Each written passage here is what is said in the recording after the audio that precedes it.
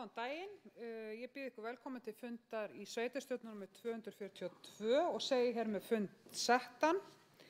Til fundarins eru mættir aðalmenn Eva Margrét Jónudóttir, Sigurður Guðmundsson, Ragnhildur Eva Jónsdóttir og Bjarney Bjarnadóttir. Við erum með nokkra varamenn hér í dag. Það móti í hestaíþróttum erlendur Grund og margir sem að sækja það og fleiri ástæður fyrir fjarveru. En fjarverandi í dag Eðvarð Ólafsson og Eðvarð Ólafur Traustason fyrirgefið og í stað hans situr Þórður Brynjarsson. Thelma Dögg Harðardóttir fjarverandi og í stað hennar situr Brynja Þorsteinsdóttir. Sigrún Ólafsdóttir fjarverandi og í stað hennar situr Bergur Þorgeirsson. Og Davíð Sigurðsson fjarverandi og í fjarveru hans situr Þorsteinn Eyþórsson. Ég held að ég sé örugglega búin að telja alla upp sem eru hér á fundinum og mér langaði svona til gamans að segja, ég held að þetta sé kannski fyrsti fundurinn, ég ætla nánast að fullyrða að sem við erum með feðgin á þessum fundi og það Brynja Þorsteinsdóttir og Þorsteinn Eyþórsson. Þau sita hérna fyrir sitt hvort flokkinn og gaman að segja frá því. Starfsmenn fundarins eru Lilja Björg Ágústsdóttir sviðsstjóri og Stefán Broddi Guðjónsson. Forseti óskar eftir að gera smávægilegar breytingar frá auglýstri dagskrá. Þess efnis að bætt verði við einum lið, það segja skýrslu sveitarstjóra sem kemur inn sem fyrsti liður og bara dagskrá og breytast númer á öðrum liðum til samræmis við það. En þá okkur ekkert að vanbúnaði að ganga til dagskrá og ég bið Stefán Brodda Guðjónsson að gjöra svo vel með skýrslu sveitarstjóra.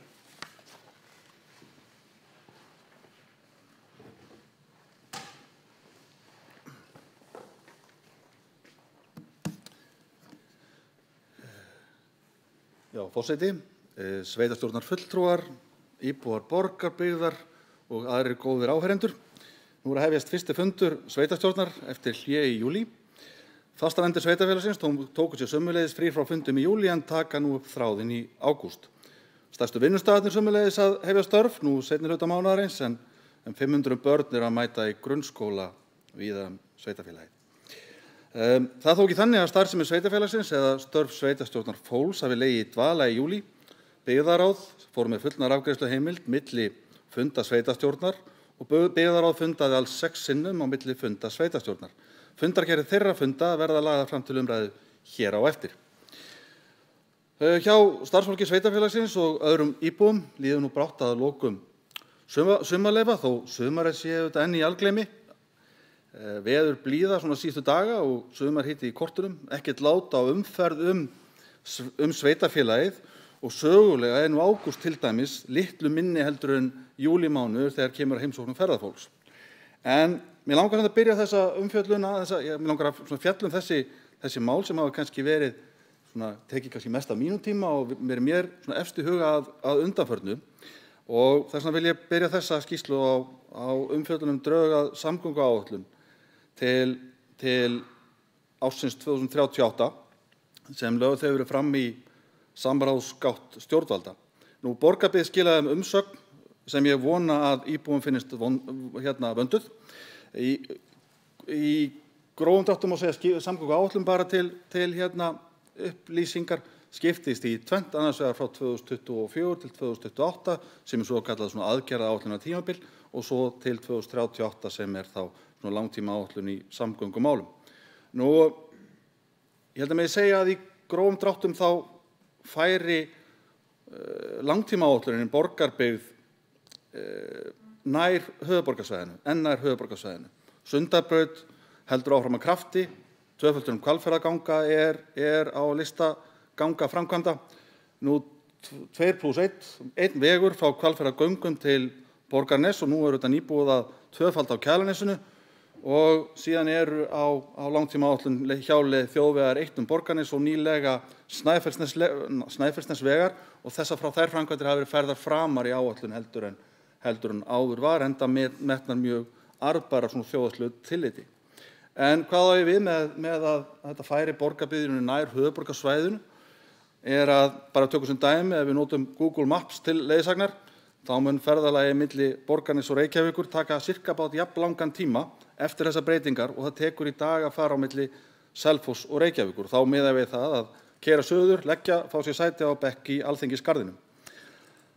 Að ferðalagi sé komið þetta klukkustund nær höfuðborginni færir Borgarbyggð helgi í huga mjög margra inn í atvinnu- og búsetusvæði höfuðborgarinnar, svona hvort sem okkur líka betur eða verri eða hvað svona sýn sem við höfum á það. En Borgarbyggð eru alls ekkert úthverfi höfuðborgarinnar. Borgarbyggð samfélag þar sem að fólk þarf allstaðar að búa við samgönguöryggi, geta sótt skóla, atvinnu og þjónustu allt sveitarfélag. Ég hef þess vegna áhyggjur af því að framkvæmdaleysi innan héraðs og reyndar Vesturland allt á næstu 5 árum, ég hef áhyggjur af því. Það engin ný framkvæmd til dæmis á aðgerðaáætlun í Borgarbyggð næstu 5 árin. Ekki síst þess vegna, og reyndar auðvitað af mörgum öðrum ástæðum, þurfum við að þrýsta á það að fjármagn verði lagt í viðhald stofnvega í sveitarfélaginu og reyndar auðvitað í viðhald allra vega í sveitarfélaginu, en Borgarfjarðarbrautin og Snæfellsnesvegur komu auðvitað mjög sterkt upp í hugann. Við þurfum að tryggja okkur eðlilegan hluta af fjármagni sem áætlað í bundið slitla- og tengivegi, en þar átak í gangi. Þeir eru auðvitað óvenju margir í Borgarbyggð. Og auðvitað get ég haldið hérna lengi áfram. Heydalur, girðingamál meðfram þjóðvegum og endurbygging Snæfellsnesvegar sem því miður ekki sett í nægilegan forgang. Eða í bara forgang yfir höfuð. Svo verði auðvitað minnast á það að í drögum á samgönguáætlun uppbygging Uxareykjavegar færð aftar í áætlun. Svo ég tala góð íslensku þá meikar það einfaldlega engan sens. Varla til sú framkvæmd sem gæti stuðla jafnvel að dreifingu ferðamanna landið, opnar fjölmarga nýja möguleika í ferðamennsku og samgöngum. Þar fyrir utan nú þegar uppbyggður vegur að Uxareykja afleggjara langleiðina að Þingvöllum. Þar liggur einfaldlega mikil opinber fjárbinding sem stórkostlega vannýtt, í öllu falli hægt að nýta miklu betur. Stórfurðulegt í alla staði að Uxahryggjaleið sé ekki handan við hornið. Bara svona í þessu samhengi þá má benda á að í nýrri ímyndarkönnun sem að samtök sveitarfélaga á Vesturlandi unnu fyrir ímyndarkönnun fyrir Vesturland, þá eru slæmir vegir og umferðaröryggi efst á blaði þegar nýju gestir eru beðnir að tína til eitthvað neikvætt svæðið. Samgöngur einfaldlega algjört lykilatriði fyrir lífsgæði á hverjum stað og það að fara fram á góðar samgöngur ekki eitthvað einkamál einstaka landshluta, kjördæma eða svæða. Samgöngubætur víðast hvar leysa úr læðingi mikil verðmæti fyrir samfélagið allt. Íslenskt samfélag allt saman. Ég ætla aðeins að víkja aftur að ímyndarkönnun SSV og það má finna hana bæði inn á heimasíðu Samtaka sveitarfélaga í Vesturlandskjördæmi og reyndar heimasíðu Borgarbyggðar líka. Hún segir mér að landsmenn eru almennt jákvæðir fyrir því að setja stað í Borgarbyggð. Og við erum að skora það marktækt hærra en önnur svæði. Hér mikil náttúra, umhverfið hreint og umhverfið tært og hreint, laustur loft og hávaða mengun. Hér til dæmis ekki eldfjall í næsta nágrenni sem að býr til þyrlu hávaða með taktföstu árs millibili. Sömuleiðis virðist fólk vera jákvæðara eftir því sem fólk eldra, þroskara. Leyfið mér að vitna beint í samantekt skýrslu SSV. Þeir sem vinna að atvinnu- og byggðaþróun í Borgarfirði ættu að velta fyrir sér hvort betur sé að nýta þessi jákvæðu ímynd og reyna að laða að eldri íbúa eða íhuga leiðir til þess að verða meira aðlaðandi fyrir yngra fólk.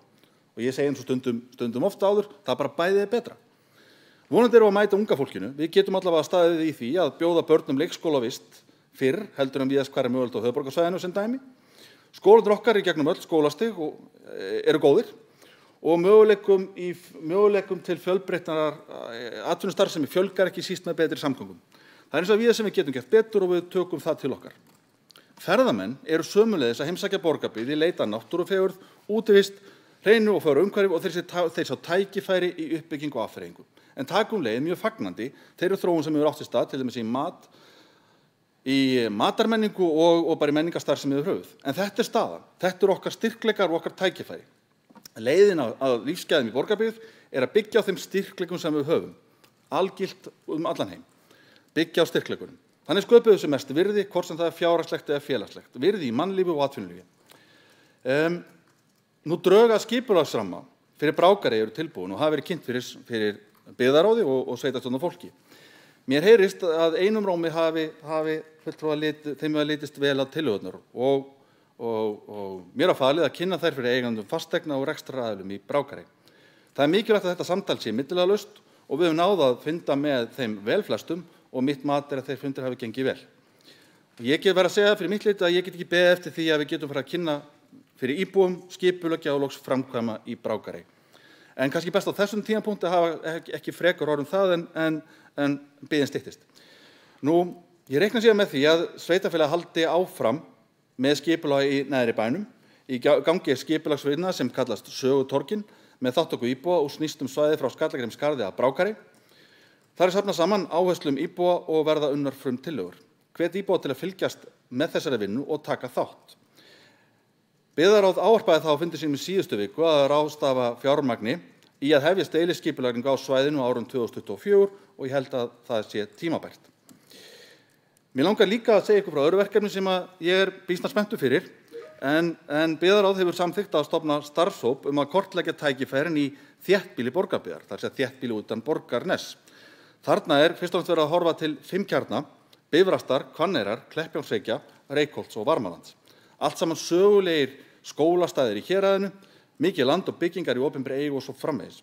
Sum þessara kjarnar í góðri sókn, aðrir hafa spilað varnarleik eða á krossgötum en alstaðar mikil sóknarfæri byggt á mismunandi styrkleikum. Markmiðið hér þá að kortleggja tækifæri hvers og eins staðar, eiga til á sama stað upplýsingar og mat á ógnum og tækifærum hvers og eins. Eitthvað sem þetta notast til dæmis í markaðslegu tilliti, í ákvarðanatöku og uppbyggingu, í skipulagsvinnu og svo framvegis. Sveitarfélagið hefur leitað til háskólana, Bifrastar og Hvanneyrar þetta Bifröst og á Hvanneyri samstarf og viðbrögð hafa verið mjög góð aðkomu nema og sérfræðinga þá að vinnunni. Við skipan í starfshópinn viljum við síðan bæði leita inn á við og ekki síður reynslubrenn þeirra sem eiga rætur á svæðinu, eiga hjarta sem slær með sínu heima héraði en hafa náð árangri bæði innan héraðs eða utan í atvinnulífi og menningu á landsvísu. Ég held að þessi vinna sé svo sannarlega tilraunarinnar virði og ég vænti þess að upp úr þessum bræðingi skapist einhverjir töfrar og tækifæri sem við getum sannarlega unnið með. Þannig að það gríðarlega mikilvægt fyrir okkur að fjármálin okkar haldist í lagi. Það ánægjulegt að fyrstu tölur fyrir fyrri helming árs sýna að reksturinn að koma heldur betur út heldur en áætlun gerir ráð fyrir. Það gefur okkur betra svigrúm til þeirra fjárfestinga sem framundan eru á langtíma áætlun okkar. Ég veit að margir íbúar bíða óþreyjufullir eftir uppbyggingu, svo sem endurbyggingu borgarferðar á Kleppjárnsreykjum, íþróttamannvirki, stækkun Jökulkletts og svo framvegis. Sama við gatnaframkvæmdir. Sumt af þessu hefur vissulega gengið hægar en það var stefnt og þar þurfum við að spýta í lófana. Biðjum ykkur samt að hafa í huga að árið 2023 sáum við svo sem alltaf fyrir okkur. Eða við sáum alltaf fyrir okkur árið 2023 yrði tiltölulega létt hvað varðar framkvæmdur, en síðan á árinu 2024 færði síðan kraftur í framkvæmdir. Það líka skynsamlegt út frá verðbólgu og vaxtastigi og því verðbólgan og vaxtastigi hafa svo sannlega dregið úr eftirspurn land allt, til dæmis eftir húsnæði og lóðum og hvað okkur var að þá við svo nota tækifærið og greitt inn á lántökur fremar en tekið ný lán þar sem af ári. Við höfum lokið við skipulagsbreytingar hjá sveitarfélaginu, lukum við þær núna í júlímánuði. Guðný Elíasdóttir var ráðin í starf sviðsstjóra umhverfis- og skipulagssviðs. Hún vel að starfinu komin, byggingafræðingur, hefur verið deildarstjóri hjá okkur og áður yfirmaður tæknisviðs hjá Hvalfjarðarsveit. Samhliða varð Lilja Björg Ágústsdóttir sviðsstjóri fjármála- og stjórnsýslusviðs og Eiríkur Ólafsson sem verið hefur sviðsstjóri fjármálasviðs verður fjármálastjóri sveitarfélagsins. Það ekki verið að bæta við störfum, heldur verið að einfalda skipurítið og ég held að sveitarstjórn, íbúar og starfsfólk muni upplifa að það verði, ég vona það að þeir upplifa að það verði enn skilvirkara fyrir vikið. Það væri auðvitað löng upptalning að svona þegar að sumarið jú, það er í halgleymi en það væri svona löng upptalning að hrósa öllu því frábæra fólki sem er staðið í ströngu hér í Borgarbyggð í sumar, staðið fyrir alls kyns hátíðum og öðrum viðburðum, Brákarhátíð, Reykholtshátíð og margt fleira, fólk sem að leggur lykkja á leið sína til að samfélagið blómstri og svo auðvitað Hvanneyrahátíð helgina, leikur í boltanum í kvöld, fótboltanum þar að segja. Í byrjun þessarar viku voru íbúar sveitarfélagsins samtals 4.281, svo ég kom að tölfræðinni, það er tæplega 9% fjölgun á einu ári. Nú ég vona að allir þessir íbúar hafi séð að njóta sumarsins. Nú hvet þá alla og sveitarstjórnin leiti þess að elska náungan umhverfið. Við berum ju öllu þetta saman ábyrgð á því að halda áfram að gera gott samfélag betra. Takk fyrir mig.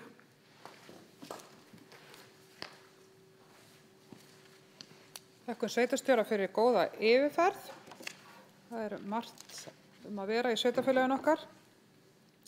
Við erum þá komin á öðrum dagskrárlið sem ber heiti kosning í ráð og nefndir 2022-2026 með málsnúmeri 2205-140 og þar framlögð úrsögn Kristjáns J. Péturssonar úr fjölmenningaráði og þeir sveitarstjórnarfulltrúar sem samþykkja að veita Kristjáni laust frá setu í fjölmenningaráði gefa merki. Og það samþykkt samhljóða. Þá erum við komin að þriðja dagskrárlið fyrirgefið sem ber heiti heimasíða Borgarbyggðar með málsnúmeri 2205-028 og þar framlagður undirritaður þjónustusamningur við Netvöktun EHF sem felur í sér forritun og uppsetningu á nýrri heimasíðu Borgarbyggðar og ég gef orðið laust þennan dagskrárlið. Og það enginn sem kveður sig hljóðs og þá liggur fyrir eftirfarandi tillaga bókun. Sveitarstjórn staðfesti framlagðan þjónustusamning við Netvöktun forritun og uppsetningu á nýrri heimasíðu Borgarbyggðar dagsett 28. júní 2023 og ég bið þá fulltrúa sem samþykkja framlagða bókun að gefa merki. Og það samþykkt samhljóða.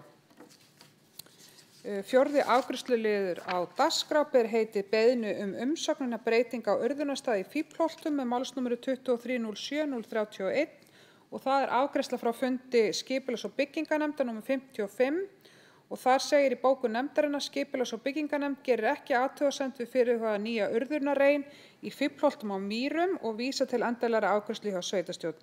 Skipulags- og byggingarnefnd leggur til við sveitarstjórn að fela skipulagsfulltrúa að veita umsögn fyrir hönd sveitarfélagsins og ég gef orðið laust þennan dagskrárlið.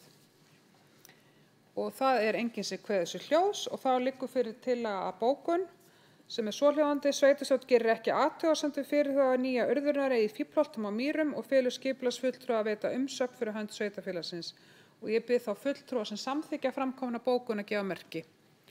Og það samþykkt samhljóða. Þá erum við búin fyrirgefiði að hafa punkta hjá mér. Þá erum við lokið þeim hluta fundarins sem lítur að samþykktum en við erum þá með fundagerðir byggðarráðs sem var með fullnaðarafgreiðsluvald í júlí og þegar sveitarstjórn væri í fríi og það þá fyrst fundagerð byggðarráðsfundar númer 636 og ég gef orðið laust þá fundagerð. Og það enginn sem kveður sig hljóðs en forseti langar til þess að vekja athygli á einum dagskrárlið þarna sem Janus heilsueflingarverkefni sem sveitarstjórn fyrirhugar að fara í. Þetta verkefni sem við stefnum að fara í nú á haustmánuðum og það kannski gaman og fróðlegt að segja frá því að 25% af íbúum í sveitarfélaginu 60 ára og eldri 25% og það 990 einstaklingar sem 60 plus í sveitarfélaginu og það verður gaman að geta kynnt þetta verkefni frekar á haustmánuðum. Fyrir þá sem forvitnir þá hægt að fara inn á netið á eitthvað sem heitir Janus heilsuefling og kynna sér þetta en þetta svona sérhæft heilsueflingarverkefni fyrir 60 ára og eldri og markmið verkefnisins að koma til móts við einstaklingar sem vilja efla heilsu sína og lífsgæði þrátt fyrir hækkandi aldur.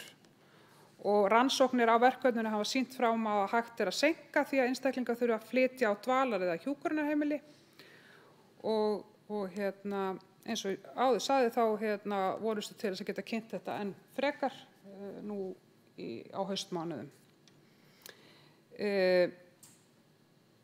Þá telst fundagerð byggðarráðs nr. 636 framlögð.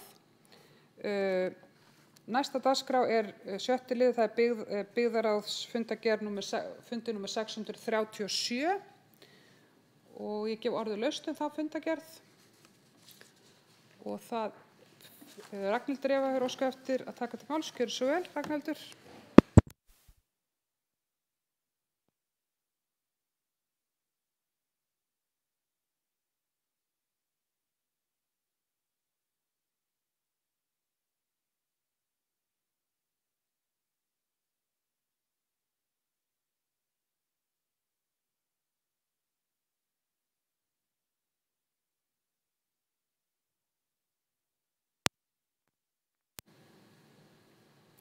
Ágæta sveitarstjórn, sveitarstjóri og aðrir áheyrendur. Ég ætla að taka til máls undir fundargerð byggðarráðs frá fundi númer 637, liður 6.2 ágang sauðfjár í heimalandum. Þar að ræða viðamikið mál sem varðar alla landeigendur þar sem sveitarfélagið gegnir stóru hlutverki. Niðurstaða fundarins var að í þeim fjallskiladeildum þar sem 6. grein fjallskilasamþykktar númer 683/2015 hafi verið virkuð skyldi smalað þegar tilkynningar bærust ágangsfé í óleyfi. Samkvæmt frétt af vef sveitarfélagsins hafi ágangsfé verið smalað í landi Skarðshamra þann 8. júlí í samstarfi við Matvælastofnun og ekki hafi verið birtar frekari fréttir smölun. Mig langar því að spyrja meirihlutann annars vegar hvað hafi borist margar beiðnir smölun ágangsfjár og hve mörgum þeirra hafi verið sinnt með smölun og hins vegar á hvaða forsendum sú ákvörðun að smala ekki á öðrum svæðum innan sveitarfélagsins byggist.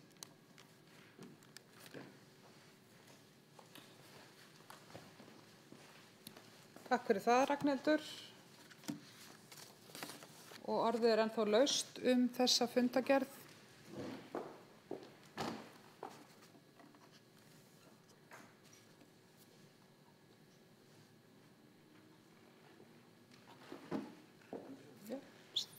Stefán Broddi, hefur þú eftir að taka til máls?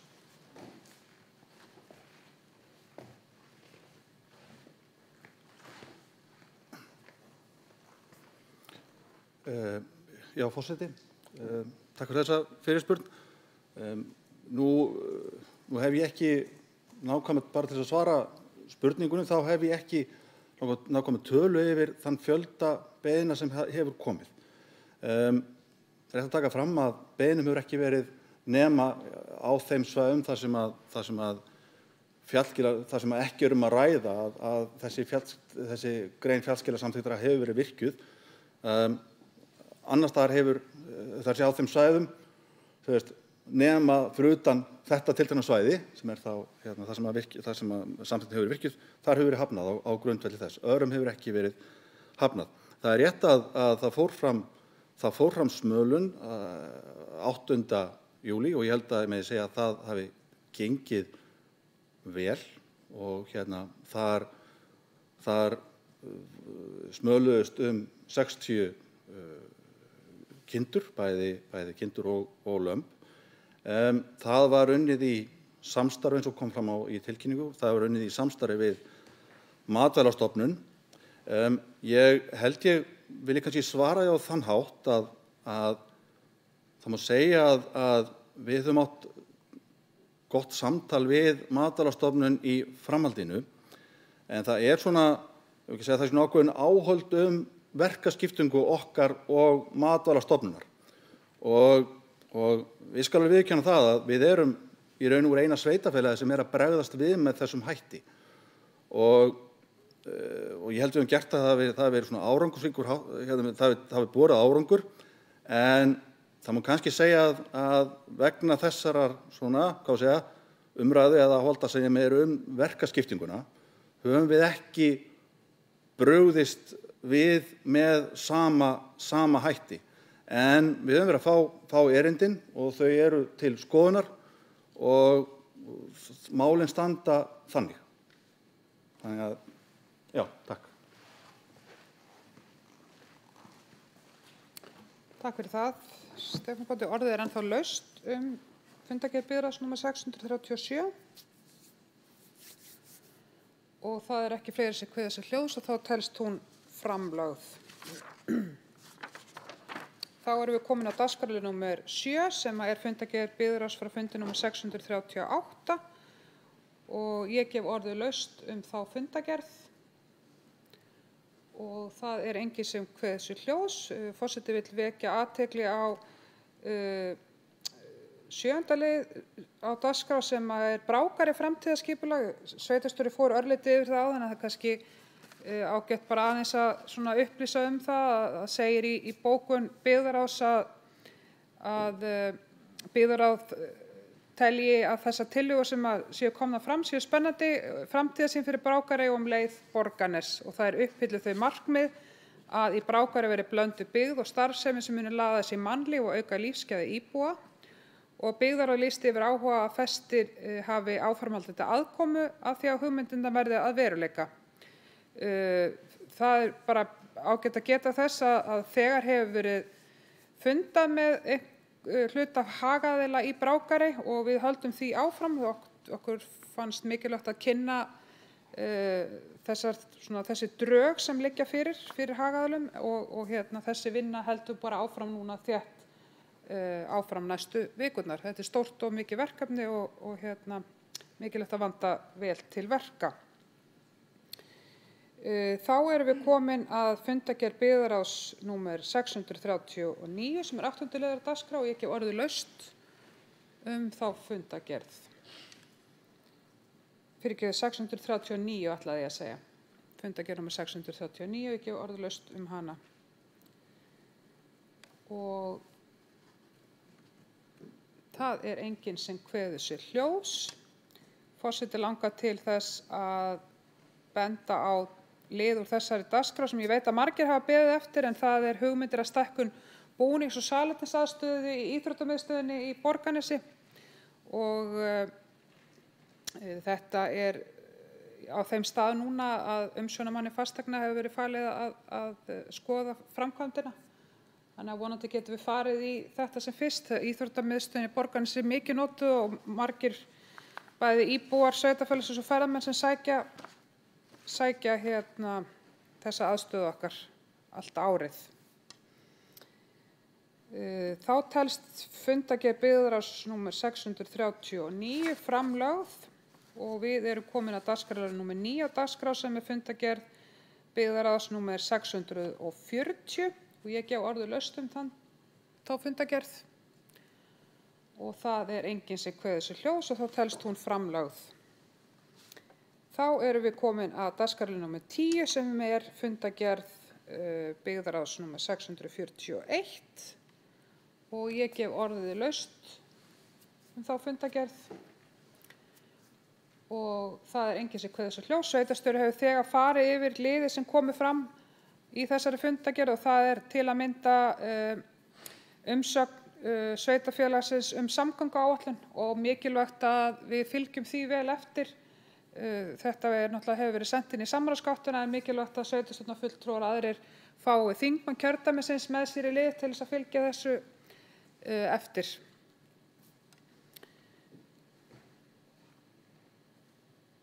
Og já, sveitarstjóri fór jafnframt yfir áhugavert verkefni sem stýra starfshópum þróun þéttbýlis utan Borgarness þar sem við erum að horfa til þessar kjarna, Bifrastar, Hvanneyri, Kleppjárnsreykja, Reykholts og Varmaland.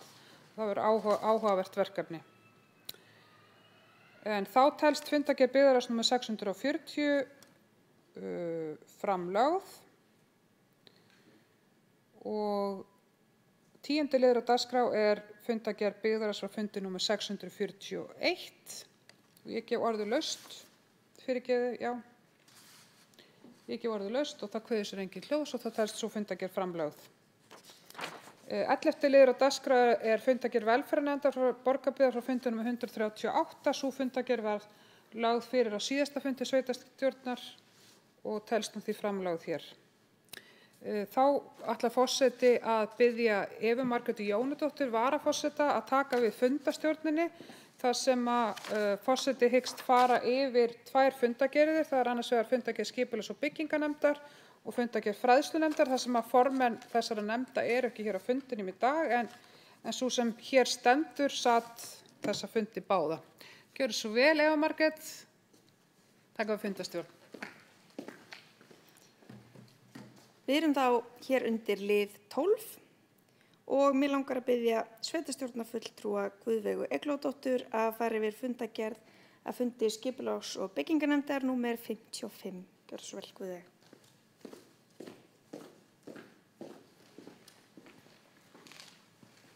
Já, takk fyrir það.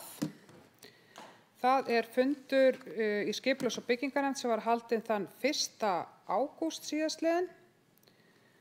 Og þetta var fundur í hvað mörgum liðum? 14, já, nokkrum liðum. En ég ætla að byrja hér á fyrsta dagskrárlið sem var aðalskipulagsbreyting fyrir Hótel Varmaland og það var lögð fram breytingatillaga fyrir breytingu á aðalskipulagi í tengslum við áform rekstraraðila á hótelinu meðal annars stækkun. Annar dagskrárliður var lögð fram drög að skipulagssvæði fyrir skólann á Kleppjárnsreykjum og þetta tengist náttúrulega þeim áformum sem eru þar stækkun og breytingar á skólahúsnæðinu og þetta hluti af því ferli. Dagskrárliður númer 3 var í rauninni sama meiði að það verið að leggja fram skipulagshönnun sem lýtur að breytingu á því svæði þar sem við erum að fara í það að stækka leikskólann á Uglukletti. Þannig að það þarf að fara í smá skipulagsbreytingar á því svæði. 4. liður á dagskrá var umsókn um framkvæmdaleyfi vegna vegagerðar. 5. liður á dagskrá var lögð fram áform breytingu á iðnaðarsvæðinu á Engjaási 2-8 sem athafnasvæði steypustöðvarinnar. Það er bara ánægjulegt að segja frá því að steypustöðin áformar bara vöxt og uppbygging á sinni atvinnustarfsemi í sveitarfélaginu og ég held að sveitarstjórn öll sé í rauninni bara fagni því að fyrirtækið sjái fyrir sér að stækka hér og þeir þurfa þá eðli málsins samkvæmt að stækka sitt iðnaðarsvæði þannig að við erum að skoða breytingar á lóðamörkum og stækkun fyrir steypustöðina. 6. liður á dagskrá var umsókn um breytingu á landheiti. 7. liður var lögð fram fyrirspurn landeiganda efnistöku í grjótnámu og skipulags- og byggingarnefnd tóku jákvætt í efnistöku og það verði skilgreint í aðalskipulagi. 8. liður það umsögn vegna breytingu á urðunarstað í Fíflholtum og þetta dagskrárliður sem við erum þegar búin að samþykkja hér fyrr á fundinum. 9. liður á dagskrá var tillögur að áhættuviðmiðum vegna vatnsslóða. Þetta var í rauninni kynning fyrir bæði byggðarráð sem fór svo inn í þessa nefnd þar sem unnið að áhættumati vegna vatnsflóða með það að lágmarka líkur á tjónum og afleiðingum vegna þeirra og þá voru fulltrúar frá Veðurstofunni sem komu og fóru yfir þetta með okkur. 10. liður á dagskrá snýr að beiðni Veiðifélags Hítarár skipulagssvæði eða deiliskipulagssvæði vegna Hítará og mögulega áforma að taka skriðuna þar í burtu. Skipulags- og byggingarnefnd bókaði með þeim hætti að hún telji mikilvægt að skoða aftur ákvörðun fyrir nefnda sem lagði í rauninni til að deiliskipulagssvæðið yrði niður alla ána og fól skipulagsfulltrúa afla frekari gagna svo að núverandi nefnd geti lagt sjálfstætt mat á afmörkun skipulagssvæðisins. Þannig að í rauninni snýr þetta að því svo ég kannski útskýri þetta á mannamáli að á síðasta kjörtímabili þegar þetta kom fyrir að þá var lagt til að deiliskipulagssvæði sem ræðir vegna skriðunar yrði öll áin niður á Ós og Veiðifélagið óskaði eftir rökstuðning á því og það er rauninni þau gögn sem að þessi núverandi nefnd óskar eftir að fá til þess að geta svarað því frekar til. Svo á þessum fundi í rauninni bara lagði fram afgreiðslufundi skipulagsfulltrúa og fleira var ekki gert á þessum fundi og ég reyni að svara eftir bestu getu ef það eru einhverjar spurningar. Takk fyrir.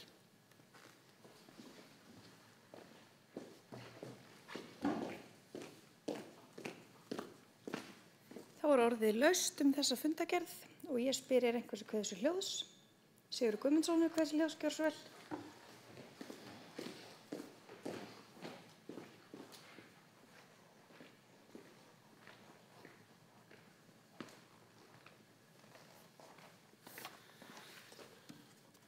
Sveitarstjóri, forseti sveitarstjórnar og aðrir sveitarstjórnarfulltrúar og áheyrendur. Ég ætla að leggja fram ein vangaveltur lið 12.10, endurheimt títar og tillagað deiliskipulag. Ég held að veri þarft fyrir okkur í sveitarstjórn að fara í vettvangsferð þarna vestur til þess að fá svona betri sýn á það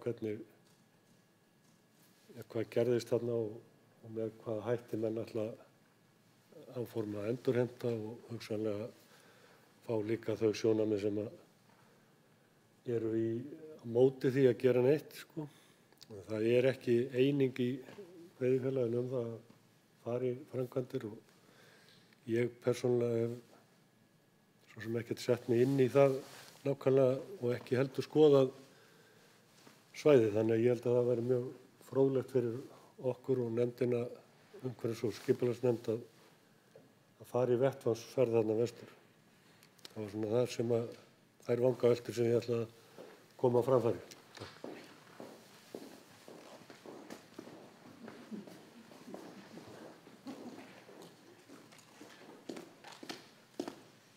Orðið er enn laust, einhversu hvað þessu hljóðs. Guðveig Eglóadóttir, gjörðu svo vel. Já, takk fyrir það, Sigurður. Ég bara hjartanlega sammála. Ég held að það væri mjög fróðlegt fyrir okkur að fara og skoða aðstæður þarna og í rauninni fá upplýsingar það með hvað hætti hugsað að fara í þessar aðgerðir ef svo verður. Það er rétt að það liggur fyrir að það er meirihluti veiðifélags Hítarár með þessu en mér skilst að hann sé mjög svona knappur eða þannig og það er mörgum spurningum ósvarað og mörg sjónarmið sem væntanlega eru uppi og bara mikilvægt fyrir okkur að afla okkur allra gagna til þess að geta tekið upplýsta ákvörðun þegar þar að kemur. Þannig að ég tek undir vettvangsferð í Hítardalinn.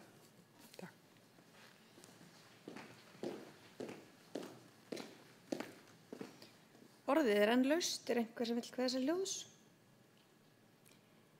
Svo er ekki, þá telst þessi fundargerð framlögð og við erum þá komin undir lið 13 og mig langar að biðja sveitarstjórnarfulltrúa Guðveigu Eglóadóttur að fara þá yfir fundargerð að fundi fræðslunefndar númer 222. Gjörðu svo vel.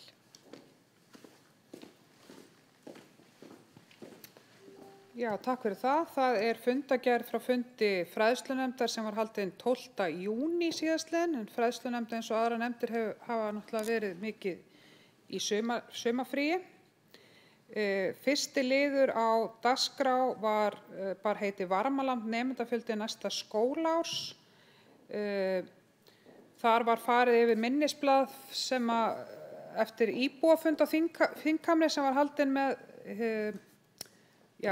bara fólki af svæðinu, íbúum, foreldrum, starfsmönnum og fleira, það sem var verið að ræða skólamálin. Það má í rauninni segja að síðan að þessi fundur var haldinn að þá höfum við stofnað í rauninni svona hóp til þess að skoða þessi mál betur sem lúta að skólahaldi á Varmalandi og kannski má segja að það tengist öðrum lið á dagskrá sem er viðhald á húsnæði leikskólans á Hraunborg. Þannig að við erum bara, þetta er bara verkefni sem við erum að skoða með foreldrum og starfsmönnum skólans og auðvitað sveitarstjórn og við höfum fengið samþykki byggðarráðs fyrir því að ráða eins og sérfræðing með okkur til þess að vinna að í þessari vinnu. Annar liður á dagskrá bar heiti fundur úthlutun og ráðstöfun fjármuna fyrir allan grunnskóla og þar fór sviðsstjóri yfir bara þau gögn sem eru lögð til grundvallar úthlutun og ráðstöfun fjármuna til grunnskóla í landinu. Þriðji liður á dagskrá var kynning á stöðu varðandi lokun Laugagerðisskóla en Laugagerðisskóla hefur nú verið lokað frá og með haustinu 2023 og við þakkum bara Eigi og Miklusepp fyrir gott samstarf við Borgarbyggð síðustu ár og öllu starfsfólki Laugagerðisskóla fyrir velunnin störf. Fjórði liður á dagskrá ber heiti erindi frá leikskólastjórum Borgarbyggðar, sveigjanlegur vinnutími og þar kom tillaga frá leikskólastjórum í rauninni fara í svona tilraunaverkefni sem lítur að því að bjóða foreldrum að kaupa styttri dvalartíma á föstudögum og eru þá gjöld felld niður sem því nemur. Fræðslunefnd tók bara vel í þetta og þetta í rauninni, má segja, bara gert svolítið til þess að reyna að mæta styttingu vinnuvikunnar innan leikskólana þeirra stofnun og það hefur verið áskorun fyrir stjórnendur leikskólana að mæta styttingu vinnuvikunnar og þetta eru bara tilraun sem byggðarráð hefur samþykkt að fara í til 1 árs og sjáum hvernig hvernig foreldrar taka í þetta. 5. liður á dagskrá var það sem rætt var minnisblað sem hefði borist frá fulltrúum Hjallastefnunnar varðandi húsnæði leikskólans á Hraunborg og ég held að þau þurfi ekkert að skafa ofan af því að leikskóli Hraunborg sem upp á Bifröst bara í gömlu húsnæði sem komið á mikið viðhald og það liggur fyrir að ef að þá að halda áfram að vera í því húsnæði að það þarf að fara í miklar framkvæmdir. En eins og áður sagði þá erum við í viðræðum við Hjallastefnuna jafnframt í tengslum við skólahald á Varmalandi. 6. liður á dagskrá ber heitið Klettaborg framkvæmdir á húsnæði vorið 2022 og þar voru lagðar fram tillögur að færanlegum kennslustofum á Klettaborg. Á þessum tímapunkti var umræðan svo að það væri þörf til að bregðast hratt við vegna fjölgunar leikskólaplássum en sú staða ekki uppi í dag en það samt sem áður verið að fara fyrirhugað að fara í ákveðna endurbætur inn á leikskólanum Klettaborg. Undir 7. lið ber heitir endurskoðun og samstarfssamning Borgarbyggðar og ÖMSB og þar lagði framsluðan til að unnið verði skýrsla framtíðarsýn í starfssamstarfi við íþróttahreyfinguna og hvernig best er að skipuleggja íþróttastarf í Borgarbyggð áður en tekið verði upp samtal við ÖMSB framhald og endurnýjun á samningnum.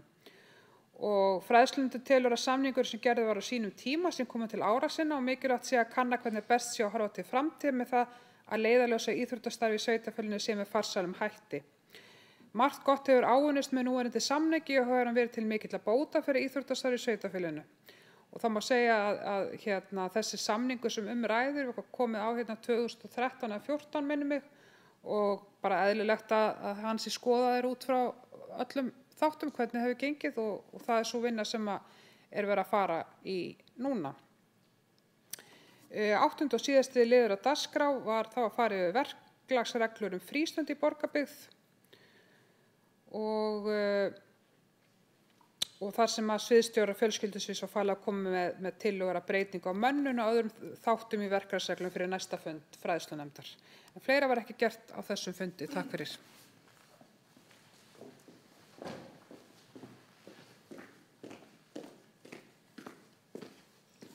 Þá orðið laust fundargerð fræðslunefndar. Einhver sem kveður sér hljóðs? Sigurður Guðmundsson hefur óskað eftir að fá það að gera svo vel.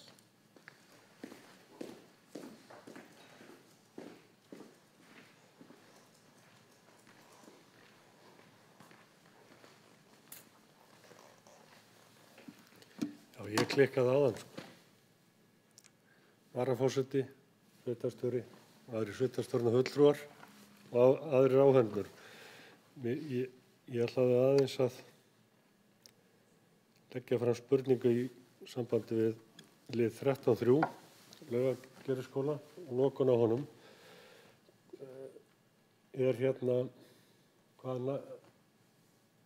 hvað koma mörg börn úr þeim skóla hingað, í Borgarnes væntanlega, og búið að skipuleggja skólaaksturinn þannig að hann sé tryggt að hann sé ekki verði ekki of langur fyrir hérna þau börn sem eru þarna, þegar þetta farið að verða töluverður spotti sem þau þurfa að keyra. Og eins hvort að það hafi hérna einhverju foreldrar úr Eyja og Miklaholtshrepp óskað eftir að senda börn til okkar. Og ef ég má bæta við aðeins brýning í sambandi við lið 13.7 að hérna sá samningur sem er á milli UMSB og Borgarbyggðar, hann var unnin 2012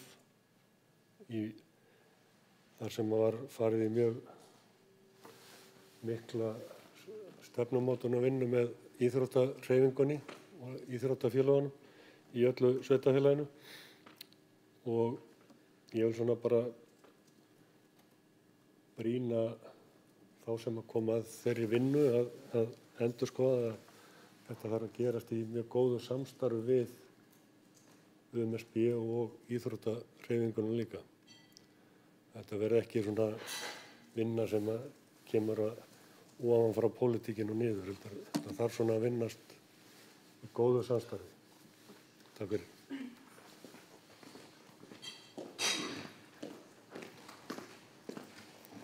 Orðið er laust. Er einhver sem kveður sér hljóðs? Guðveig Eyglóardóttir, gjörðu svo vel.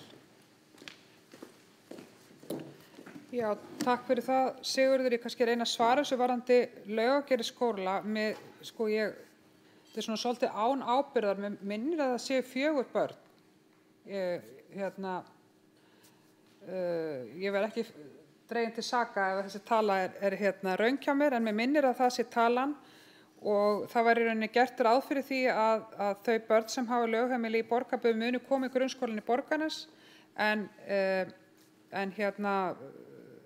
í rauninni var bara ákveðið að bjóða þeim foreldrum til fundar til þess að ræða skólaaðlögun, og þá verði einnig gerða breytingar á skólaakstri í samræmi við það, og að sjálfsögðu þarf að huga að þessum tímamörkum sem við þekkjum varðandi skólaaksturinn.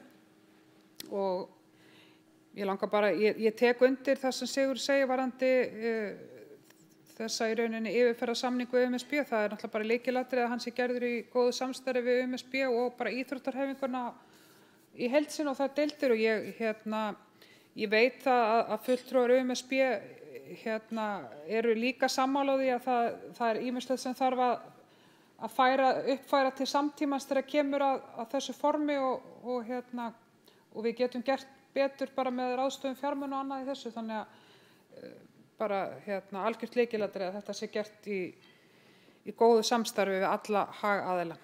Takk fyrir.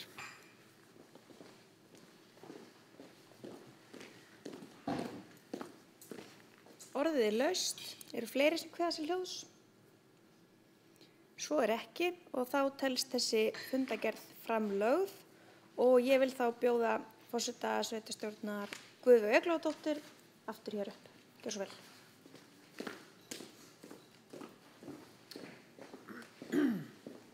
Já, takk fyrir það.